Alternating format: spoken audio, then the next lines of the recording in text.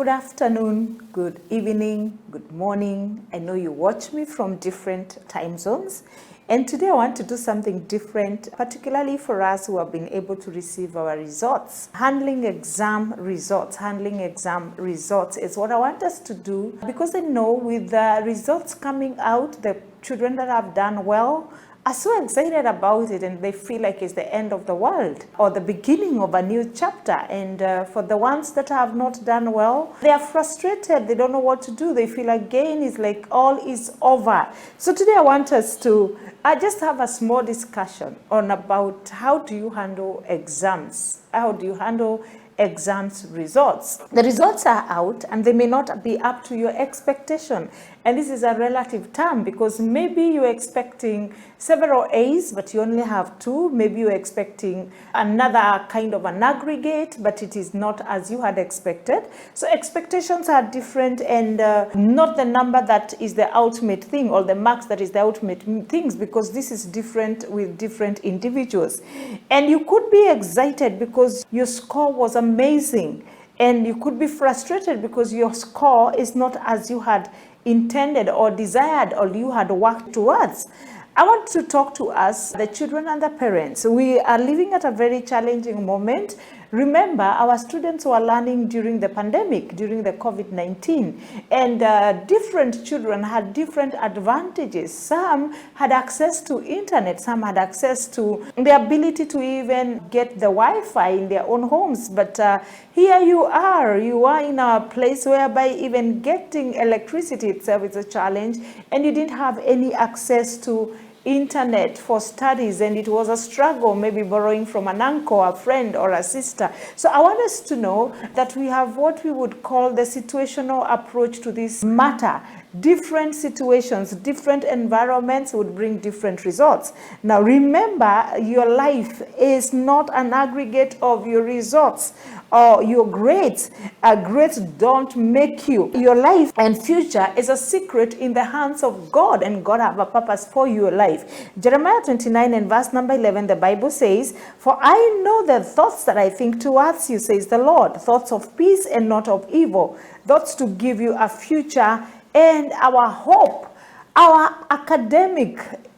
future is not tied to our academics. It's tied to the plan of God in our lives. Our hope and the future entails more than academics. And this future is actually anchored on the promises of God in His Word and the plan that He has for each one of us. And He has planned to give us a great future and a great hope.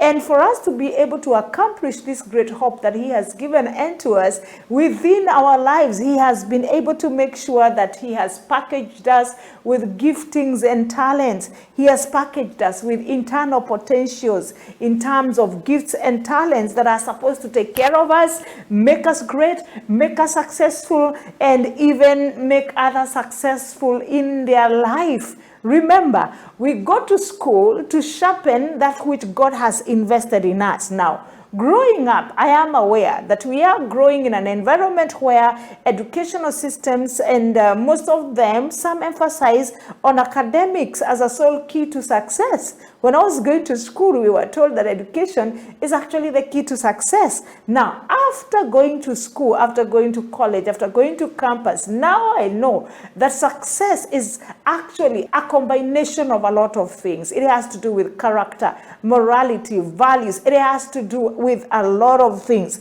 Now, that having been said, because of the environment that is really charged with performance and grades, most of us read for our exams. We don't study for knowledge. Now, I have a few tips. If you're a student, you've just received your class 8 results, I have a few tips for you that will be able to encourage you. And of course, tips also for your parents so that they don't expect too much from you. Kwanza wengine hawakupita, walianguka. So they actually want you to study for them and be what they never became. So, however, let's see. I want to give you some tips. Number one, now that you have just received the exam results, you are more than academics. You're more than academics. Your future is not in your grades, but in your dreams and in the hands of God. Picturize your dream. Visualize your dream. Actualize it. Draw it, write it down. Habakkuk 2:2. Write it down. Put it on a wall somewhere, that even as you run, you know what your dream is. Do not try to be narrow.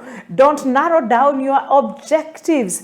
Don't have tunnel visions, the tendency to focus exclusively on a single or a limited objective or view. Life is more than academics. There is so much you can be able to do. Don't allow grades to decide your future. With the results that you have, ask yourself 3 W's. 3 W's, young people, if you forget 3 W's, what did I do well? What didn't I do well? And what can I do to improve on 8? 3 W's. What did I do well? What didn't I do well? And what can I do to improve on 8? It is not too late to work on yourself. Life is a process of learning, and it never comes to an end. You have an opportunity to grow yourself in areas that you did not do well. Study habits of high performance. Study the habits of high performance. And these are the habits of high performance. Number one, they enter into a flow state. They completely get involved in the study of their books. They are committed to studying, not for exams. They clear all the distractions, the phones, the social media. They learn to get knowledge, to acquire knowledge. They don't study for exams. Now, when the exams comes, they are able to glean from the knowledge and be able to actually give the teacher 100% or give the teacher the marking scheme. Now, number two, have a daily productive routine. This helps you make decisions on what to do at what time. What is it that you do when you wake up? What is it that you do in the morning? Have a proper structure, have a proper timetable. Don't just stay idle. Make sure that you work on your time management. Spend time with people that are where you want to go. At times when we fail in exams, we want to spend time with the same people that are, of course, having our own grades. It gives us comfort. It gives us to feel like, oh, we are not the only ones. But remember, 1 Corinthians 14:33, do not be deceived. Bad company corrupts good company. Look for them that have done well. Study their habits, study their lives, and get to know what is it that they do differently that you did not do differently. Now, practice gratitude every morning. Negativity sells in the world that we are living in. Positivity will reduce your negative energy and emotions. Write a journal. What is it that you're good at? What have you done well? Be grateful for what you have. Be grateful that you have a good health. Be grateful that your parents are there. Be grateful that at least you managed to do the class 8 exams. There are people who could not be able to manage for one reason or the other. High performing students are willing to pay the price. You need to be willing to pay the price. Your desire has no guarantee of, for your performance. You must be willing to pay the price. You must be willing to cut off social media. You must be willing to cut off those night overs. You must be willing to stay without a schedule. You must be willing to sacrifice. You must be willing to study for knowledge, not for exams. Then be self-disciplined. Be self-disciplined. Adopt a growth mindset. Wealthy people and poor people have a different mindset when it comes to self-development. Hungry for reading. They are hungry for reading. They are hungry for knowledge. They don't study for exams. They study as a lifestyle. They have proper learning ethics and habits. Then be genuine with yourself. What could you have done better? What could you have done differently? Know that God's plan is that you will find good success. Know what you want. Set the right goals. Have your dream clear. And ask yourself, what are your strengths? What could you have done? What are your strengths? Most of us, our strength is not in sciences. It's not in the art subject. It's not in the academics. Some of us, our strengths are actually in our giftings and our talents. What are your strengths? And how would you want to build around your strengths to accomplish God's purpose in our lives? As I have said, He has given us the gifts. He has given us the talent. Concentrate on the opportunities that come along with the talent. Concentrate on building your strength.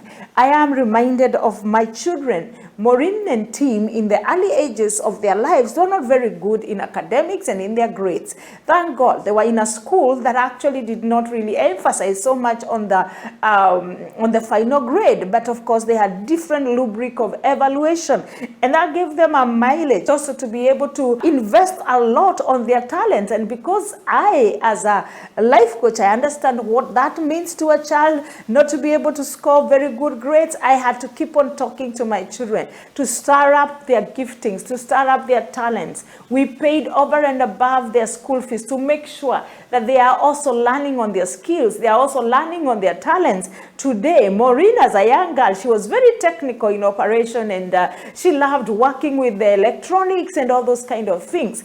Imagine, she went to campus to do music, and she is employed as a digital strategist. Not because she has studied for it, but that was her anchor, her career anchor. That was her gifting. That was what was driving her. So as she does her music, she's also working as a digital strategist. Look at somebody like Timias, my son, all the way in the US. He was not doing very well, particularly in the sciences. But we had an agreement with that young boy that when he fails physics or chemistry or biology, he needs to remember that I want my son whole back at home. He is more than chemistry, and he is more than physics, he is more than biology. And I'm talking to a parent somewhere. Your child is more than biology. She is more than chemistry, is more than English, is more than all those things you want them to become. Don't fixate or pin your children down because of the things you desire for them. And you know you also maybe have not performed well in those areas. And if you did, you are totally different. Your lives are totally different. And young people, as you listen to me, also communicate to your parents to give you another chance.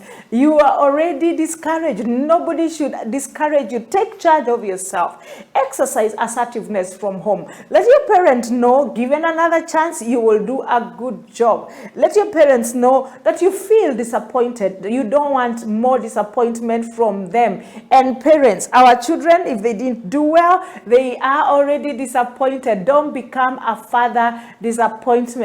And for us who did extremely well, thank you and congratulations. But you know what? A success entails a lot. There's more to success than to the grades. How are your values? How are your morals? How are your belief systems? You know, what is it that is driving you? What is the anchor to that which you want to become? Is it something that can help you stand out there in the evil world? When we understand God's plan for our children, we think and see beyond academics as parents. And the greatest gift for a child is for the parents to be able to tap into the inner potential of their own children. Today, because we are able to tap into the inner potential of our children, Maureen is enjoying what she is doing, and Tim is actually enjoying his art pursuit. He didn't do very well on aggregates on the Kenyan systems of evaluation, but let me tell you, when that boy got the right thing and that which God had called him to do,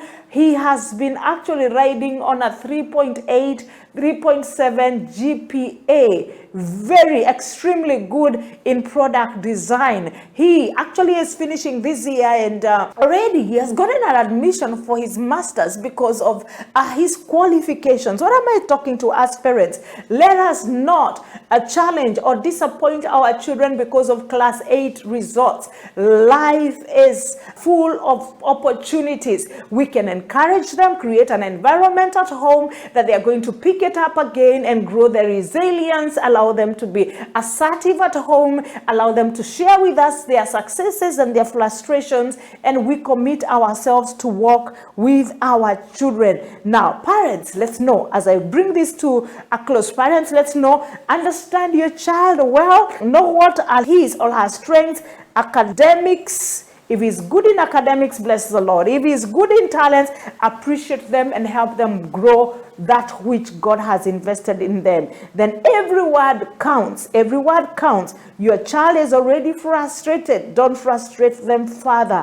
What they need is encouragement. Build on their strength and their talents. Then create an environment that calms your child anxiety down. They are already anxious.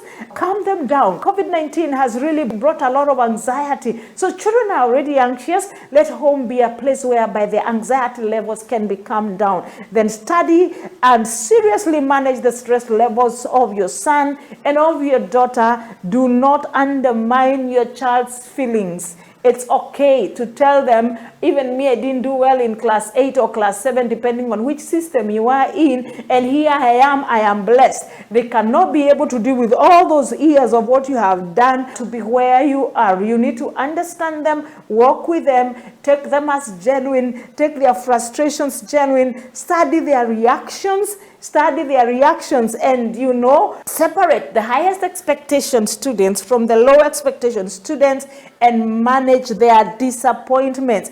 And you, young student, the mountain does not bow down to the wind, and neither does the lion is concerned on the opinion of the sheep. So you cannot bow down because of the exam results. You cannot be able to bow down. You cannot be able to get concerned of that which you are not able to do. Don't bow down to grades. God has a plan for you. God has a purpose for you. And I am praying for you. And if parents, you're watching me and you need any mentorship for your son or for your daughter, I am available. Reach me out through the numbers that are actually down there on the screen. I will help you walk with your child to become that which God desires them to be. I am a proud mother. My children so far have done well. I'm now in the stage where I'm praying that God helps them.